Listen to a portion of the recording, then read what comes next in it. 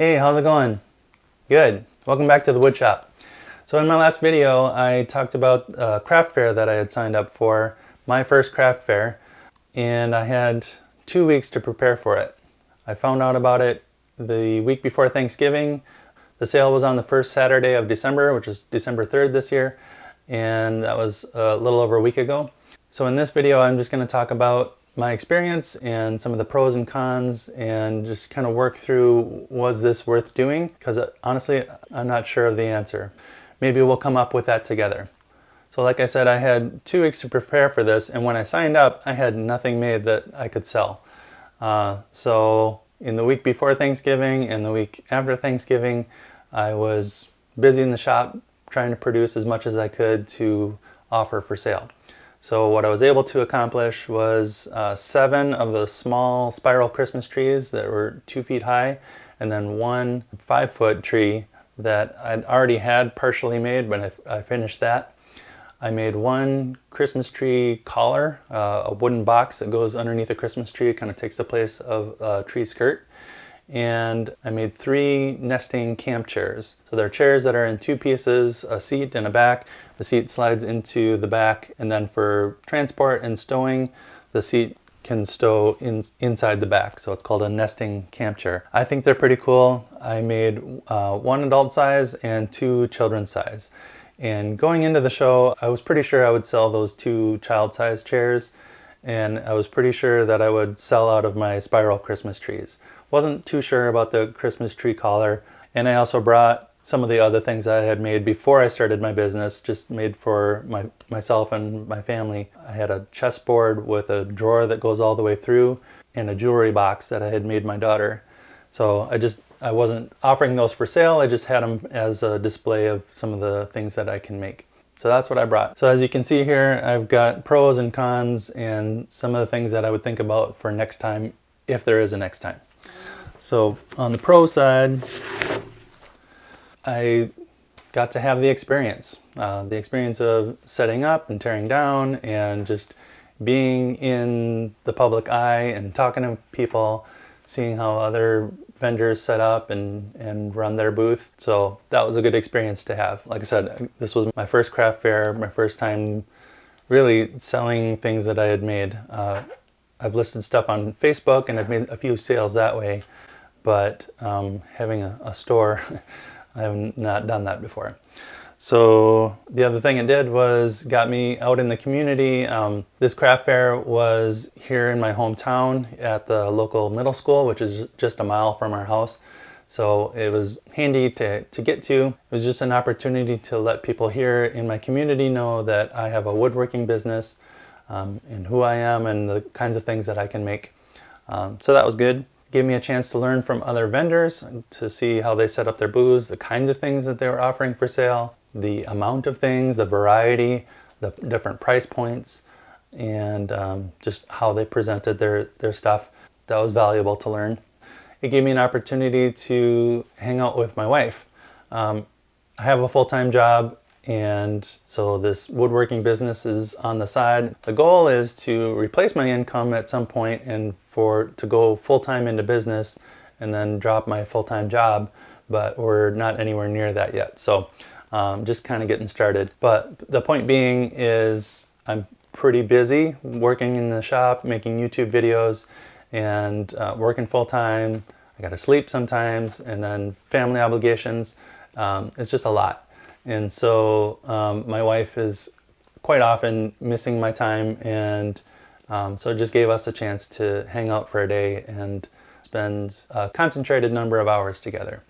Another benefit of showing my stuff at a booth was I got a lot of compliments, especially on the chessboard that I made. Several people came up to it and were admiring and telling me how beautiful it was, and one person even said it would make a great wedding gift.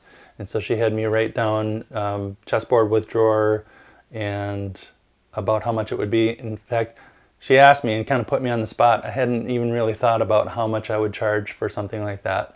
I just made it for my family and wasn't thinking about selling it. When the one that was there was not for sale, but she asked me how much it would be if I were to make another one, and I really didn't know the answer to that. I probably should have thought of that ahead of time. So on the spot, I came up with like $1,200. I really don't know if that's even accurate. I don't know how much the wood would cost these days. I made it 2 years ago, so things have changed a little bit. Also, the 5-foot spiral tree, I noticed a lot of people as they're walking by kind of eyeing it up and pointing at it and like, ooh, that's pretty, that's cool. So that kind of stuff, it feels good to have your work admired. And so that was a nice little ego boost for me. So I had some business cards made for this, and I got several of those out, handed out to people, trying to increase the awareness that I am a local craftsman. I have a woodworking business here in town, so that was good to kind of get the word out. Before the doors opened to the public, my wife and I went walking around looking at the different booths and meeting some of the vendors. I met a guy who does some laser, he's got a laser engraver, and he was engraving things on wood and acrylic. He had some cool pieces. And so we exchanged business cards and said that we should probably do a collaboration at some point, because I don't have a laser engraver, I don't have a CNC machine, I don't really have a way to print on wood other than with a pen or with a stencil and paint. So that may very well happen. And I don't remember his name, but I have his card, and he's here locally too. Okay, let's get to some of the cons. Some of the downsides. I did not make a lot of sales. I was pretty sure, like I said, that I was gonna sell out of the trees, maybe sell out of everything, because I really didn't bring that much to offer. Ended up selling 2 of the small 2-foot spiral Christmas trees for $50 each. If you can count this, we had family over for Thanksgiving. We hosted, and so I had some of the things that I was making out for people to see, and my sister-in-law said if the 5-foot tree didn't sell at the sale, that they would buy it. So that did happen. They paid $200 for the 5-foot tree. So does that count as part of this craft fair? Jein. If you don't speak German, that's ja and nein, which means yes and no. Well, let's say it counts. So I brought in $300. The booth was $85. I'd also bought a few little things for the sale. I bought the plaid table runner, and I bought a cute little metal truck with a tree in it that lights up that matched the design on my tree collar. And what else did I get? Oh, I got fairy lights for one of the small trees just to display what it looks like with lights on it. So I spent some money, and I haven't tabulated that, but ultimately I lost money on this sale. Another downside is it was a long day. The doors opened to the vendors at 7 a.m. I wanted to make sure that I was there by 7 a.m. when the doors opened. There was already a line of trucks and trailers by the time we got there for people unloading. So yeah, it started at 7 in the morning, and then the doors opened to the public at 9, and then closed to the public at 3.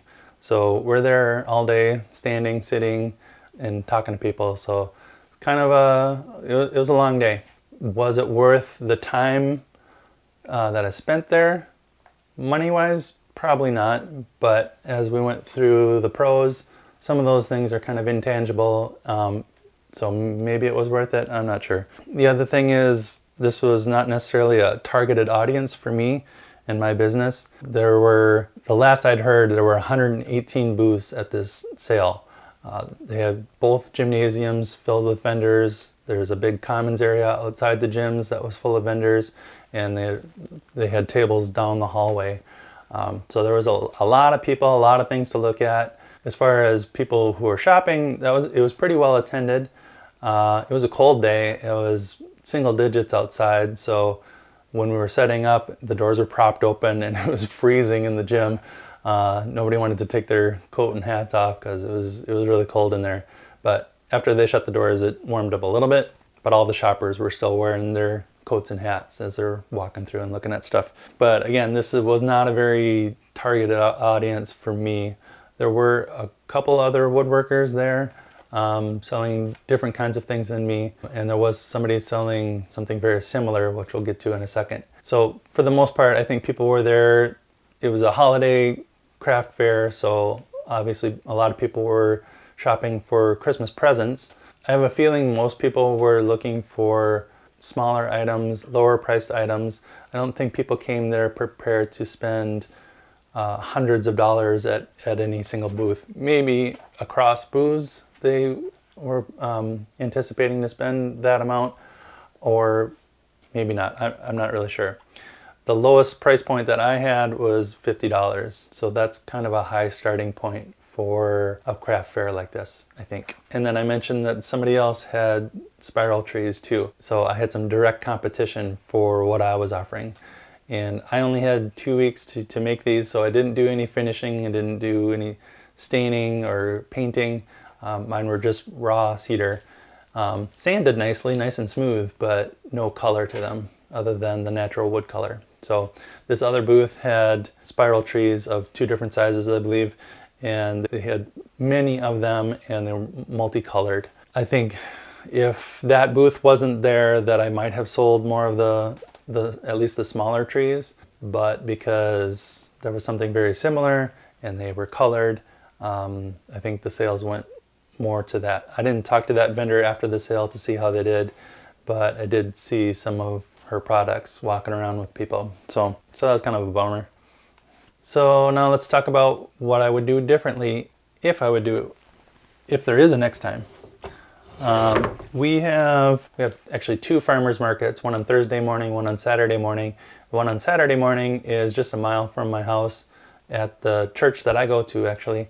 It's in the church parking lot. It gets pretty busy on Saturday mornings, and I have knocked around the idea of having a booth there, and I would sell more probably kitchen-y items like cutting boards, charcuterie boards, coasters, trivets, maybe whiskey smokers, things like that. That is something I'm thinking about potentially doing, again, to increase the awareness that I have a local woodworking shop and maybe make some sales through it. I've not decided yet. If I do that, I think I'll go from bottom up. I would want to plan ahead. I definitely want to have more inventory already prepared to bring to these booths. I don't want to be so scrambled and doing things last minute. So I would definitely want to plan ahead and be more prepared than I was for this one. If I were to do this again, I would want more of a variety of items. I only had 3 different kinds of things: the tree collar, the chairs, and the spiral trees. I probably would want to have somewhere in the 5 to 10 items range.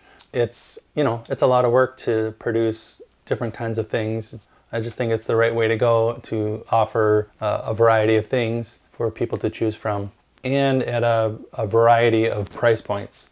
I think probably the sweet spot for something like that is maybe in the $20 range, so offering something between $10 and $30. And then also having some higher price items, but just understanding that those probably aren't going to go quickly out the door. Maybe as people see them over and over again, they would come prepared to purchase something of higher value.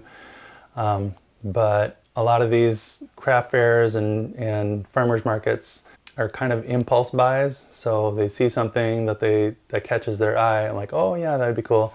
But it's not a need. Also, I think people come to a farmer's market to shop for fresh produce. That's kind of the idea of it. So they're not necessarily coming to a farmer's market to buy something made out of wood.